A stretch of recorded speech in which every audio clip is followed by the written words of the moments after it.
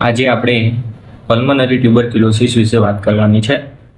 તો પલ્મનરી ટ્યુબરક્યુલોસિસ જેને આપણે ગુજરાતીમાં ક્ષય તરીકે ઓળખીએ છીએ. શું કહેવાય છે ગુજરાતીમાં? તો ગુજરાતીમાં આપણે એને ક્ષય તરીકે ઓળખીએ છીએ. ક્ષય એટલે કે ટ્યુબરક્યુલોસિસ, ટીબી. આપણે બીજું કેવું હોય તો ટીબી કહી શકીએ છીએ. ચાલો નેક્સ્ટ. ડેફિનેશન શું છે? ડેફિનેશન એટલે કે એની વ્યાખ્યા શું થાય? પલ્મનરી ટ્યુબરક્યુલોસિસ જે છે તો એની વ્યાખ્યા શું હોય છે?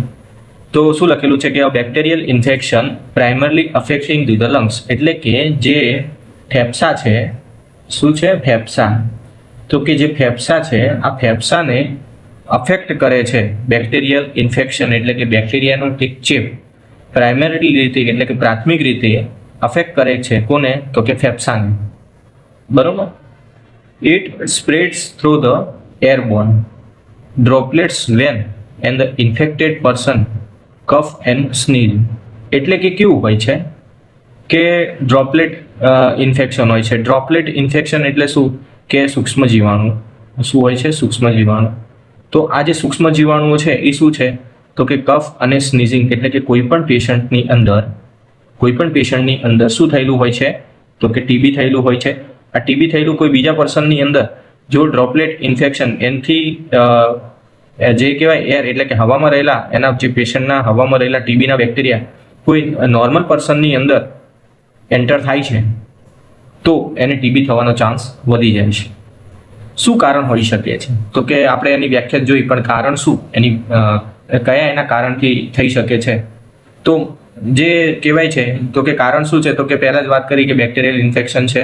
તો બેક્ટેરિયલ ઇન્ફેક્શન હોય તો શેના કારણે થાય? તો માઇક્રોબેક્ટેરિયમ ટ્યુબરક્યુલાઈ જે છે એ એનો મેઇન કોઝ એટલે કે મુખ્ય કારણ છે. બીજું શું થાય છે કે spread through inhalation of airborne droplet. And પહેલા પણ મેં તમને વાત કરી કે એક સૂક્ષ્મ જીવાણુ કોઈ ટીબીનો બેક્ટેરિયા કોઈને ટીબી થયો હોય, આ ટીબી જેને વ્યક્તિને થયો છે કોઈ નોર્મલ પર્સનની અંદર આ ટીબીનો પેશન્ટ શું કરે? તો કે છીંક ખાય છે. અને બીજું શું કરે છે કે કફ એને આવે છે. તો એ કફ દ્વારા કોઈ નોર્મલ પર્સનને પણ ટીબી થવાના ચાન્સ રહે છે. ડિપેન્ડ્સ ઓન ઇમ્યુનિટી એટલે કે એ નોર્મલ પર્સનની ઇમ્યુનિટી ઉપર ડિપેન્ડ કરે છે.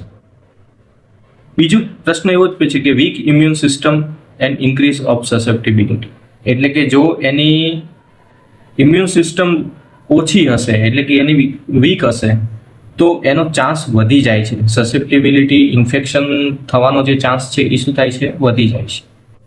કયા રિસ્ક ફેક્ટર હોઈ શકે છે? બીજા એવા કયા રિસ્ક ફેક્ટર છે જેના કારણે ટીબી થવાના ચાન્સ વધે છે?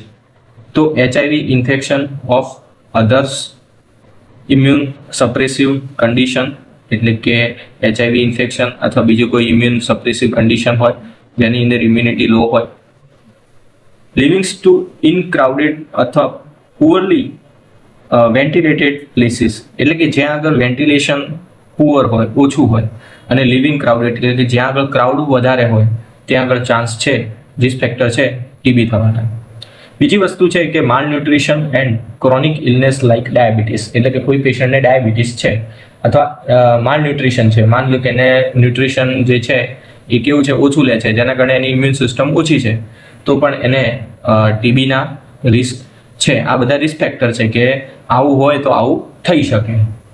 હવે કોઈ પેશન્ટને ટીબી છે તો કઈ રીતે આપણને ખબર પડે કે એ પેશન્ટને ટીબી જ છે? તો એના ચિહ્નો અને લક્ષણો ઉપર ધ્યાન આપો. તો એના ચિહ્નોમાં પહેલી વાત કરીએ કે 3 અઠવાડિયા સુધી જો એને ખાંસી રહેતી હોય, persistent cough lasting more than 3 weeks, એટલે કે 3 અઠવાડિયા સુધી એને શું રહેતું હોય? કફ એટલે કે એને ખાંસી જેવું રહેતું હોય, કફ નીકળતો હોય, ગળફો નીકળતો હોય. કફિંગ અપ બ્લડ ઓર સ્પુટમ, એટલે કે જે સ્પુટમ છે એટલે કે જે ગળફો છે એ ગળફાની અંદર અથવા કફની અંદર જો બ્લડ નીકળતું હોય. ત્રીજી વસ્તુ એવું છે કે જો એને ચેસ્ટ પેન થતું એટલે કે છાતીમાં દુખતું હોય, અને બીજું શું હોય તો ડિસ્કમ્ફર્ટનેસ હોય. ચોથી વાત કરીએ તો વેઇટ લોસ એટલે કે વજન ઘટે છે. તો જે નાઇટ સ્વેટ હોય એટલે કે રાતની અંદર એને પરસેવો વળતો હોય, વેઇટ લોસ હોય, નાઇટ સ્વેટ એટલે કે રાતની અંદર પરસેવો વળતો હોય, અને બીજું શું હોય તો કે ફીવર એટલે કે તાવ આવતો હોય. બીજા કઈ ડાયગ્નોસિસ થઈ શકે? ધારો કે આ ચિહ્ન લક્ષણો આપ્યા પણ આપણે એમ કન્ફર્મ ના કરી શકીએ કે આને ટીબી હોય છે. 90% કેસની અંદર આવા સિમ્ટમ્સ હોય તો આપણે ટીબી માની લઈએ છીએ, પણ કોઈક સિમ્ટમ્સની અંદર આવું એવું છે કે આવી જ રીતે છે, પણ આપણે પહેલા કન્ફર્મ ડાયગ્નોસિસ કરવું પડે, જેથી કરીને ચિહ્નો લક્ષણો તો છે પણ આપણે કન્ફર્મ ડાયગ્નોસિસ બી જરૂરી છે. તો ડાયગ્નોસિસની અંદર તમે એમ કહી શકો કે કોઈ પેશન્ટની અંદર ચેસ્ટ એક્સરે તમે કરાયો તો એની અંદર શું જોવા મળે છે, ડિટેક્ટ્સ ઓફ લંગ્સ ડેમેજ, એટલે કે એના ફેફસા ધીમે ધીમે ડેમેજ થવા લાગે છે, તો કન્ફર્મ ડાયગ્નોસિસ છે. બીજી વાત કરીએ તો કે સ્પુટમ સ્મિયર અને culture to find the TB bacteria, એટલે કે જો એના સ્પુટમ આપણે એક્ઝામિનેશન કરી અને ધારો કે 3 વીકના અઠવાડિયા સવારના આપણે એવું કીધું કે સવારના ભાઈ તમારે ગળફો આપવા આવવાનો, તો પહેલો ગળફો નહીં બીજો ગળફો જે છે એ એને આપવા આવવાનો. તો શું હોય છે તો કે જ્યારે એ ગળફો આપવા આવે છે અને જો એ ખબર પડે અને આપણે ટેસ્ટ કરીએ સ્પુટમ સ્મિયરમાં તો એના ટીબીના બેક્ટેરિયા એની અંદર ફાઇન્ડ જોવા મળે, તો આ ડાયગ્નોસિસ કન્ફર્મ છે. બીજી વસ્તુ વાત કરીએ કે ટ્યુબરક્યુલિન સ્કિન ટેસ્ટ કરાવીએ, એટલે કે TST કરાવીએ, ટ્યુબરક્યુલિન સ્કિન ટેસ્ટ કરાવીએ, અથવા IGRA ફોર લેટેન્ટ ટીબી ડિટેક્શન, એટલે કે જો કદાચ IGRA કરાવી દઈએ, TST કરાવી દઈએ તો ટીબી ડિટેક્શન થવાના ચાન્સ જે છે એ લેટેન્ટ જોવા મળે છે. હવે ધારો કે ટીબી કન્ફર્મ થઈ ગયો છે, આપણે એને જોઈ પણ લીધું, એનું કારણ બી જોઈ લીધું, એના ડાયગ્નોસિસ બી જોઈ લીધા, એના ચિહ્નો અને લક્ષણો પણ જોઈ લીધા. હવે પણ એની ટ્રીટમેન્ટ શું, કે મારે ટીબી મટાડવો છે તો એની દવા શું હોઈ શકે. તો ટીબીની અંદર વાત કરીએ તો કે ટીબીની અંદર શું શું એના ટ્રીટમેન્ટ હોઈ શકે. તો combination of antibiotic therapy for at least 6 month, એટલે કે 6 મહિના સુધી 6 મંથ સુધી આપણે શું આપીશું એને, એન્ટીબાયોટિક. શું આપશું, એન્ટીબાયોટિક. તો આપણે એન્ટીબાયોટિક આપી શકીએ છીએ.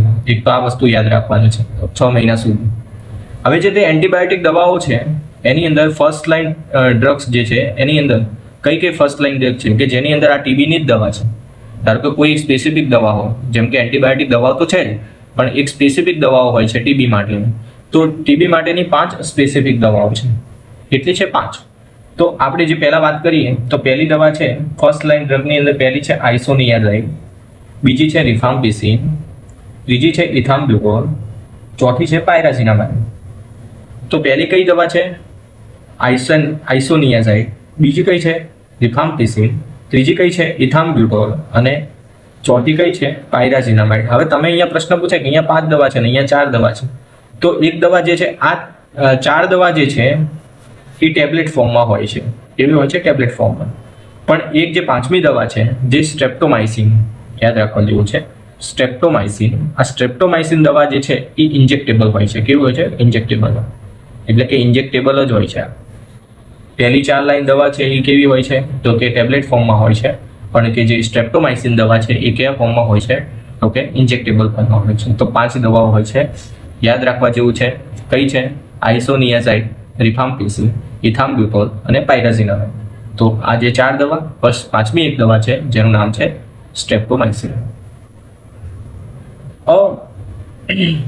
Adhesion to the treatment is critical to prevent the resistance, એટલે કે કદાચ આમાં કોઈ દવાનું રેઝિસ્ટન્સ હોય તો પછી એની દવા કેવી હોય છે, કન્ટિન્યુઅસ પછી ચાલુ રાખવાની હોય છે. તો આઈ થિંક તમને ટ્યુબરક્યુલોસિસ વિશેની માહિતી મળી ચૂકી હશે. તો આઈ હોપ, હું તમને આશા રાખું છું કે ટીબીની આટલી એક શોર્ટ માહિતી આપણે આપણા ફ્યુચર માટે પણ અને આવનાર ભવિષ્ય માટેનું ઘર ઘરે આપણે પહોંચાડીએ કે ટીબી અટકી શકે છે. તો જો આ માહિતી ગમી હોય તો તમે એને ચેનલને લાઈક, શેર અને સબસ્ક્રાઈબ પણ કરી શકો.